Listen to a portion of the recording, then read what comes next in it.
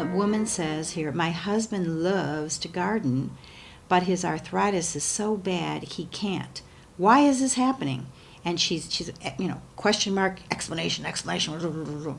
Well, that exactly that energetic. Why is this happening? That's exactly what's in his hands, in his arthritis. When he was a child, his father obviously, maybe not obviously until I tell you. To me, obviously, his father was a very fearful man. And what came out of his fear was anger at his family. And anger most especially at this boy who is now the man who can't do his gardening. And for that, what happened with that is that the anger would come out of the father, and it would come to the child. And the boy then was unable to then turn around and give that anger off to somebody else. Like there wasn't a dog that he could kick.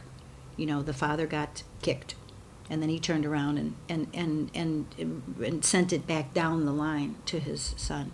And meanwhile, what happened with his son was over years and years and years in his childhood, he held that anger. And he couldn't, make a fist and punch his father so that his father could turn around and punch his boss so that he could heal from his father and so forth. So it stayed with him. And now, as this man is, it doesn't say here, but I can feel that he's in his retirement now. He's in his 70s, and here he is. He's got all this anger from when he was a child, and it's his father's anger that he's holding. And the reason that he loves to garden is that was what his mother did in relationship to his father's anger. What she would do is that she would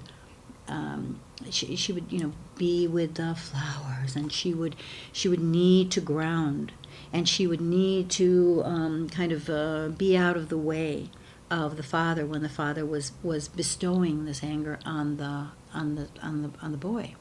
Mother wasn't around. And so here this man now is in his 70s. The son, the boy, is now a man in his 70s.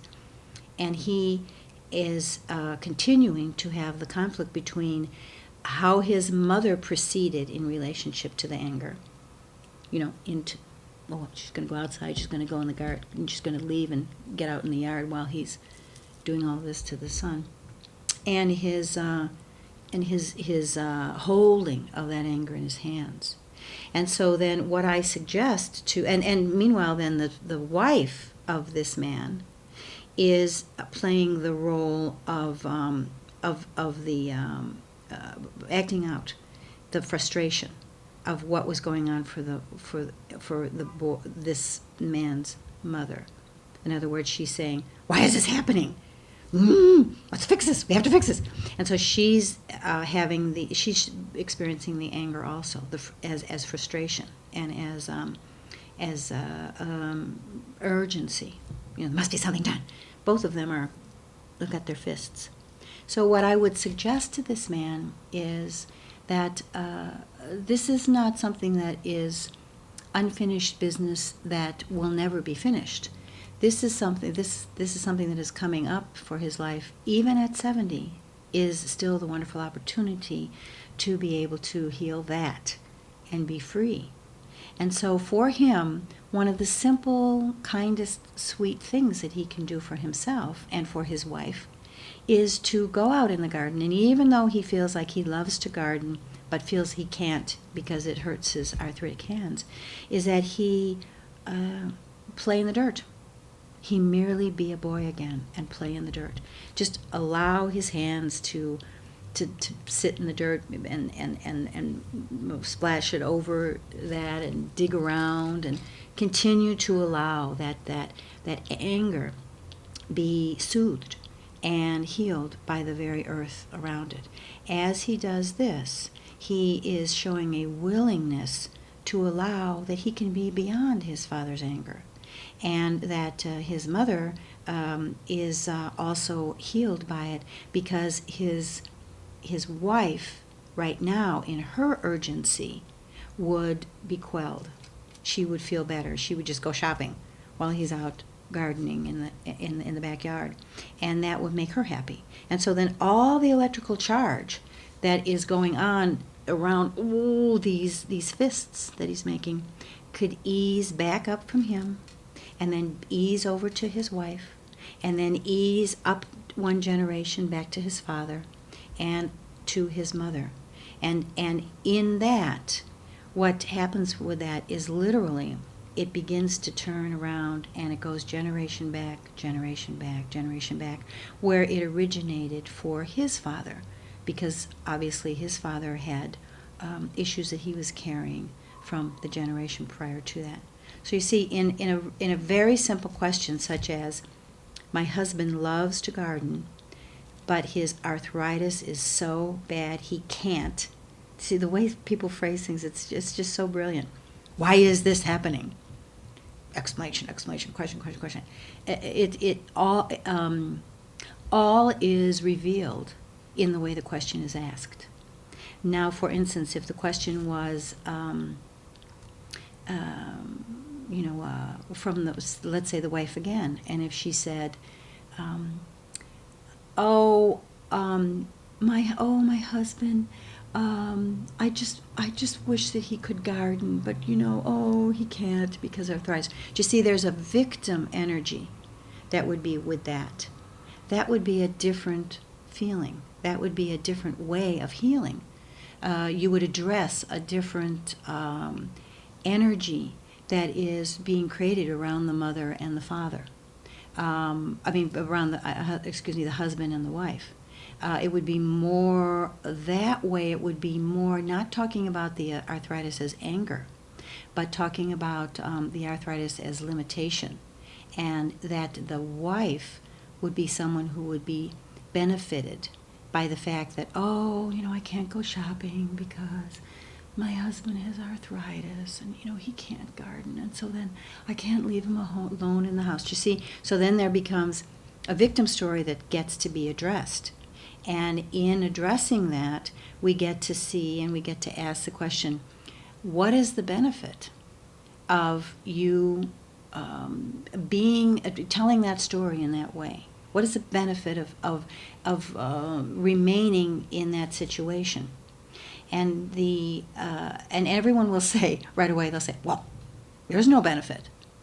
Well, then I would say, if there is no benefit, then why is that circumstance coming up for you? Why are you having that be in your life? And so then there is always, always, always a benefit to it, because you are infinitely powerful.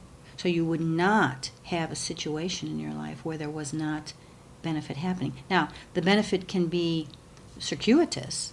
It can be that the benefit is that, say, for instance, that woman, if she was in that victim story, it would be that she is the one who really is afraid and wishes to not expand in her life. And so then she is holding herself and her husband hostage in a circumstance where it stays the same, where it stays in a victim story, so that then she can find sympathy from people.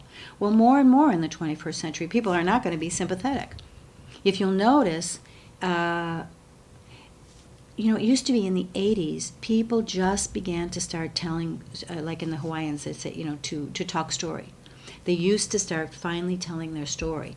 And this was spectacularly wonderful. That's where we had all the 12-step programs, all the ideas that people were having addictions.